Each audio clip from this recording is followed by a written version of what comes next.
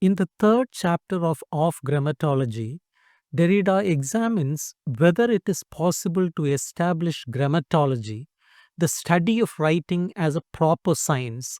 He points out a paradox. For grammatology to exist as a science, it must first challenge logocentrism, the Western tradition that places speech above writing.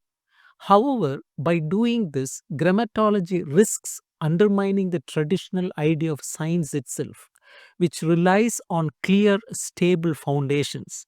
Derrida explores why past attempts to study writing scientifically have often failed, noting that these efforts were still influenced by metaphysical assumptions they intended to overcome, such as the strict distinction between phonetic and ideographic writing, that is, sound based and symbol based writing.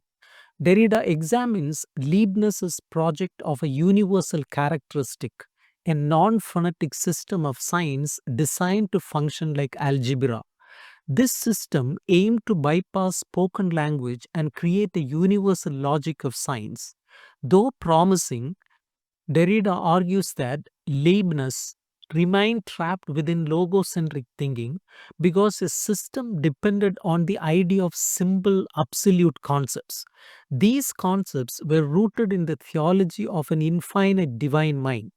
Even a revolutionary project like Leibniz's still tried to stabilize reason and meaning through fixed marks rather than breaking free from metaphysics. He highlights the tension between the history of writing and linguistics. Scholars of writing, often trained as historians or archaeologists, frequently ignore modern linguistic theories. Conversely, linguists like Saussure often dismiss writing as a trap or an external interference on speech. Scholars like Marcel Cohen treat writing merely as a tool for language, not as a phenomenon in its own right. True understanding, Derrida says, requires a balance. The study of facts and the deconstruction of metaphysical assumptions must guide each other mutually. To illustrate a broader perspective, Derrida draws from André Leroy Guhan's work. Leroy Guhan links human development to the invention and use of science, describing life not only through conscious intention but as a historical program that connects biological and technological process.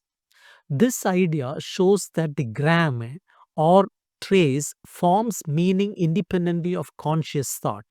It both creates and limits human awareness, shaping history, culture, and technology without relying on theology or metaphysical ideas. He also discusses the historical linearization of writing, which Leroy Guhan identifies as a shift from the older multidimensional mythogram.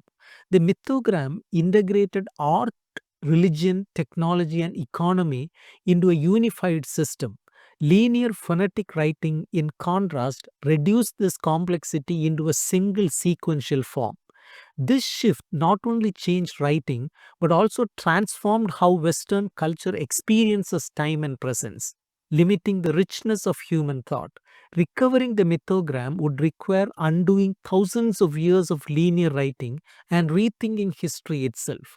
Derrida reaffirms the importance of the trace, which he calls the common root of language and writing. Trace is the basic structure through which all the meaning emerges, allowing difference and deferring full presence. Within traditional metaphysics, this structure can only be called writing. Derrida emphasizes that a true understanding of the trace must go beyond established knowledge systems. Grammatology today is still bounded by traditional ideas of presence, but it points toward a future of difference where the established roles of sign, word, and writing are questioned and rethought. Derrida here shows that grammatology faces a challenge. It must free itself from logocentrism while also questioning the foundations of science, linear history, and metaphysics.